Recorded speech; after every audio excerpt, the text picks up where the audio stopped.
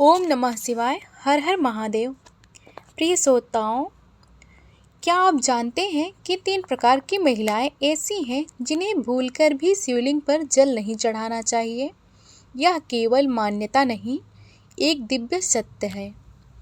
शिव महापुराण और लोक कथाओं में वर्णित ये 3 कहानियाँ आपके रोंगटे खड़े कर देंगी। तो चलिए जानते हैं कि कौन है वो स्त्रियां और क्या हुआ जब उन्होंने इस भूल को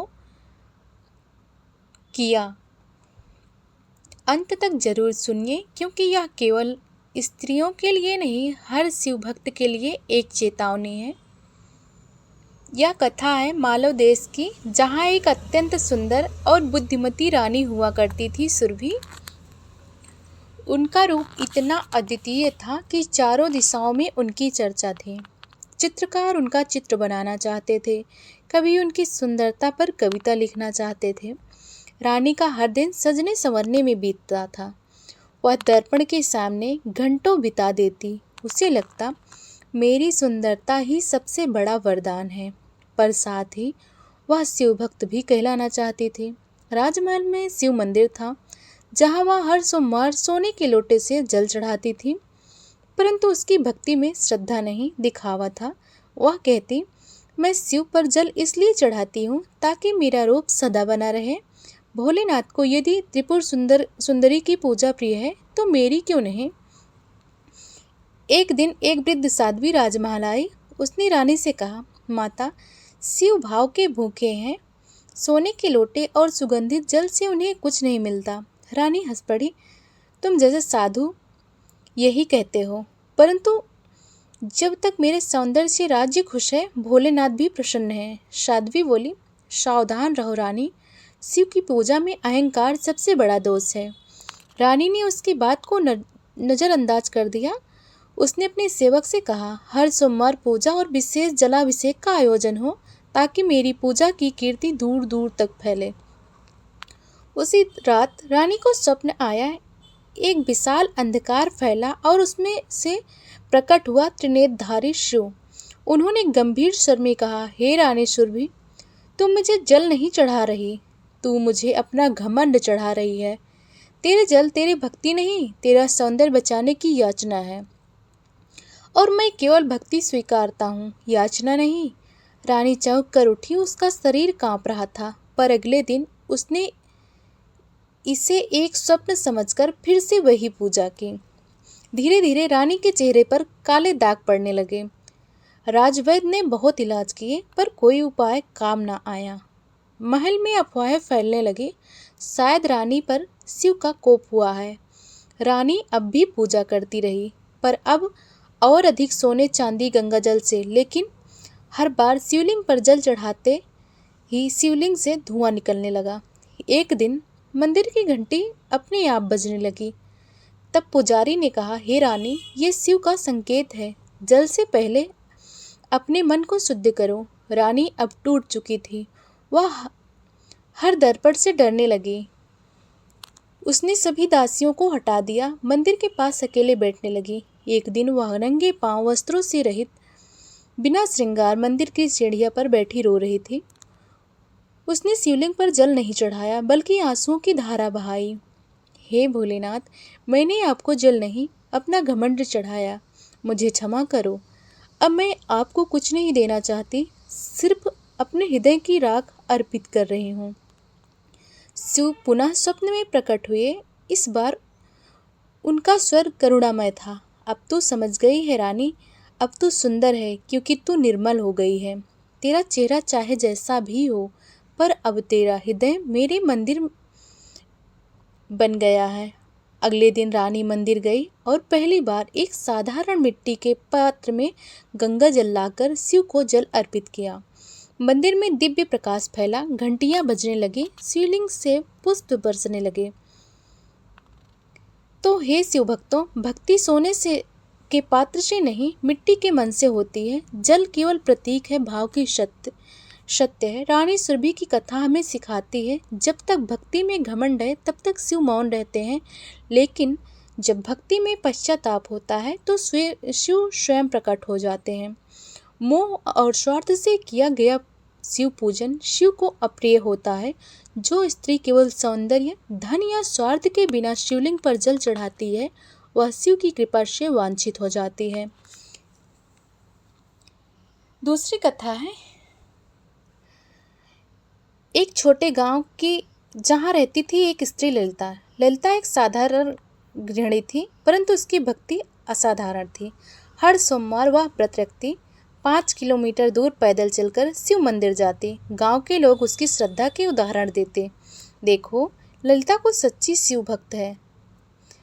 वह सूरज उगने से पहले उठती, गाय का ताजा दूध लाती और शिवलिंग पर जल व दूध से अभिषेक करती। उसका मानना था, यदि मैं जीवन भर शिव को पूजती रहूं तो अगले जन्म में शिव मुझे पुत्र रूप में मिलेंगे। एक दिन सोमवार से ठीक एक रात पहले ललिता के मासिक धर्म प्रारंभ हो गया।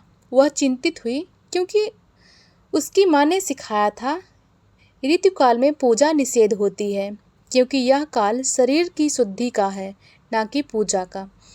परंतु ललिता सोचने लगी, भोलेनाथ तो अंतर्मयी है, अंतर्यामी है, वे मेरी अवस्था से ऊपर है। मेरा भाव शुद्ध है, फिर मैं क्यों रुकूं? उसने निर्णय लिया, मैं शिवलिंग पर जल चढ़ाऊंगी, क्योंकि मैं रुकूंगी तो मेरा व्रत टूट जाएगा। सोमवार को ललिता ने पहले जैसा ही व्रत रखा, श्रृंगार नहीं किया, पर जल लेकर मंदिर पहुंची। मंदिर में कोई नहीं था। उसने शिवलिंग पर जल, दूध और बेलपत्र चढ़ाया। जैसे ही जल शिवलिंग से टकराया, एक तेज सीटी जैसी आवाज हुई। मंदिर की घंटियां अपने आप बजने लगी और दीपक बिना तेल के जल उठा। ललिता चौंकी, पर फिर सोचा, ये तो मेरी भक्ति का चमत्कार है। उसी रात ललिता को एक विचित्र स्वप्न आया। आकाश में भगवान शिव प्रकट हुए। त्रिनेत्र से अग्नि निकल रही थी। वत्स ललिता, मैं तेरी भक्ति से प्रसन्न था, परंतु तूने शिव पूजा के नियम को तोड़ा है। ललिता हाथ जोड़कर बोली, भोलेनाथ, मैंने केवल आपका स्मरण किया, मेरा भाव शुद्ध था। शिव बोले, भाव शुद्ध होना आवश्यक है, परंतु शिव पूजा के नियम केवल रक्षक नहीं, साधक की सुरक्षा भी करते हैं। तुच्छ नहीं, शरीर उसकी शुद्धता भी पूजा की पात्रता है। ललिता का हृदय रो उठा। उसने मंदिर जाना छोड़ दिया। वह अब अपने घर में पवित्रता, नियम और तपस्या से शिव का स्मरण करती। एक दिन गांव में अकाल पड़ा। लोग मंदिर में जल चढ़ाने लगे, परंतु पानी की बूंद भी वर्षा न लाई। तब गांव वालों ने कहा, ललिता से कहो वही शिव भक्ति करे, जिससे गांव की रक्षा हो। पर ललिता ने कहा, जब तक मैं नियमों का पालन नहीं कर पाऊं, मैं पूजा नहीं करूंगी। तब गांव की वृद्ध स्त्रियों ने कहा, अब तू तपस्विनी बन चुकी है और तब की अग्नि में तू पवित्र है। अगली पूर्णिमा पर ललिता ने गंगा जल से स्नान किया, शुद्ध वस्त्र पहना और मंदिर गई। वह नंगे पांव शिवलिंग के सामने बैठी और कहा, हे महादेव, आज मैं जल नहीं लाई, परंतु पिछले महीने के आंसू लाई हूँ। यदि आप उन्हें स्वीकारें तो इसे ही मेरा अभिषेक मानिए। उसी क्षण आकाश में मेघ गरजे और भयंकर वर्षा प्रारंभ हुई। मंदिर की घंटियां अपने आप बजने लगी। शिवलिंग से प्रकाश निकला। आवाज आई, तेरे आंसू ही तेरी पूजा है, तेरी विनम्रता ही, तेरा नियम पालन ही शिवत्व की सबसे ऊंची सीढ़ी है। स्त्रियों का यह पवित्र ऋतु काल तप है, पूजा का नहीं। जब तक शरीर और मन दोनों शुद्ध ना हो, तब तक शिवलिंग को जल नहीं चढ़ाना चाहिए। जो स्त्री अपवित्र अवस्था में शिवलिंग पर जल चढ़ाती है, वह अपनी भक्ति नहीं, शिव की व्यवस्था का अनादर करती है। शिव नियमों में बंधे नहीं हैं, परंतु भक्तों के लिए अनुशासन आवश्यक है। यह और तीसरी कथा है काशी नगरी की, जहाँ एक स्त्री रहती थी। नाम था उसका उर्वशी। वह रूपवती, चतुर और व्यवहार में बहुत मीठी थी, पर भीतर से बहुत चालाक और लालची थी। उसका व्यवसाय था सुगंधित इत्र, पूजा सामग्री और देवी देवताओं की मूर्तियों का व्यापार। वह हर सोमवार को विशाल शिव मंदिर में जाती और चांदी के लोटे से शिवलिंग पर जल चढ़ाती। लोग उसे देखकर कहते, क्या अद्भुत भक्ति है उर्वशी की, भोलेनाथ की अनन्य भक्त है यह देवी। परंतु उर्वशी जानती थी यह भक्ति नहीं, यह नाटक था, प्रदर्शन था।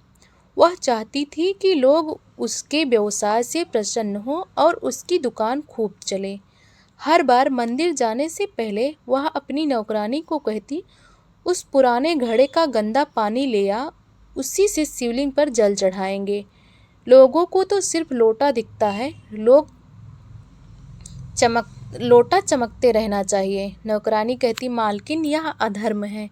पर उर्वशी कहती, अधर्म नहीं, बुद्धिमानी है। शिव को क्या फर्क पड़ता है किस पानी से नहलाते हैं, उन्हें तो भाव चाहिए और मेरा भाव तो व्यापार है। इस तरह हर सप्ताह वह छल, पाखंड और दिखावे के साथ पूजा करती रही। उसके धन में वृद्धि होती रही, उसकी दुकान पर ग्राहकों की भीड़ लगती रही।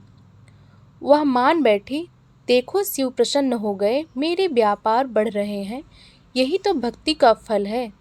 एक दिन अमावस्या की रात थी, आकाश बादलों से ढका था, मंदिर की घंटियां भी धीरे धीरे बज रही थी। उर्वशी हमेशा की तरह सुबह जल्दी उठी, नहाई नहीं, बस इत्र लगाकर मंदिर पहुंची। इस बार उसके साथ उसकी नौकरानी नहीं गई, वह अकेली थी। चांदी का लोटा हाथ में मंदिर के द्वार पर एक वृद्ध भिखारी बैठा था। वह कांप रहा था, ठंड से, भूख से और उपेक्षा से। जैसे ही उर्वशी मंदिर में जाने लगी, भिखारी ने हाथ जोड़कर कहा, माँ प्यास लगी है, क्या एक लोटा जल मिलेगा? उर्वशी ने तिरस्कार भरे स्वर से कहा, ये जल शिव के लिए है, तेरे लिए नहीं। भिखारी बोला, अगर शिव में सबका अंश है तो मुझ में क्यों नहीं? मैं भी उसी परमात्मा का अंश हूँ। तभी एक भयंकर बिजली कड़की, मंदिर की घंटियां अपने आप बजने लगी, शिवलिंग से तेज प्रकाश निकला और वहां प्रकट हुए त्रिनेत्रधारी महादेव।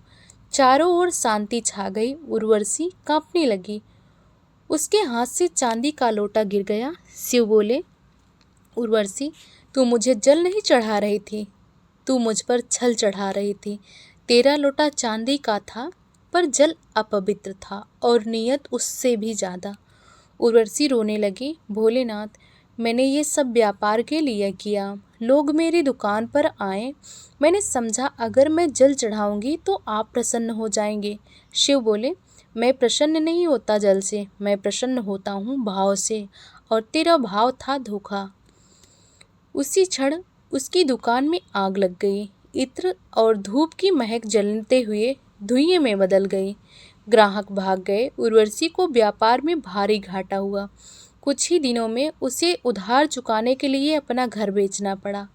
अब वह एक छोटे से घर में अकेली रहती। रूप फीका पड़ गया, सुगंध का व्यापार बदबू में बदल गया। पर एक चीज बदली, उसका अहंकार समाप्त हुआ। एक दिन वह फिर से उसी मंदिर गई, पर अब कोई चांदी का लोटा नहीं था। वह फर्श पर बैठ गई, आंखों में आंसू, हाथों में एक मिट्टी का पात्र, और बोली, भोलेनाथ, आज मैं जल नहीं लाई, मैं आज केवल अपना मन लाई हूँ। मंदिर के पुजारी ने देखा, उर्वशी अब भी वही थी, पर अब उसमें छल नहीं था। वह हर सोमवार मंदिर आती, एक लोटा गंगा जल लेकर और मन में सच्चा समर्पण लेकर। लोग अब भी देखते थे उसे, पर अब कोई उसकी दुकान की नहीं, उसकी शुद्ध भक्ति की चर्चा करता। एक दिन उर्वशी को स्वप्न आया। शिव बोले, अब तो सच्ची भक्त बन गई है, अब तेरा हर कण पूजा है और हर आंसू मेरा जल है। शिवलिंग पर जल चढ़ाना एक प्रतीक है, परंतु जब वह छल, पाखंड, स्वार्थ और अपवित्रता से भरा हो तो वह पाप बन जाता है। शिव वह नहीं लेता जो दिखता है, वे वह लेते हैं जो भीतर होता है। इन 3 कथाओं से हमें 3 मुख्य शिक्षाएं मिलती हैं। भक्ति में स्वार्थ ना हो, शारीरिक और मानसिक शुद्धता आवश्यक है, दिखावे की भक्ति व्यर्थ है, केवल निष्कलंक समर्पण ही शिव का प्रेम है। शिवलिंग पर जल चढ़ाना एक प्रतीक है शुद्धता, नम्रता और प्रेम का। उस पर चढ़ाया गया जल केवल जल नहीं होता, वह मन की गहराई से आया भाव होता है। तो प्रिय श्रोताओं, अगर आपको यह कथा ज्ञानवर्धक और प्रेरणास्पद लगी हो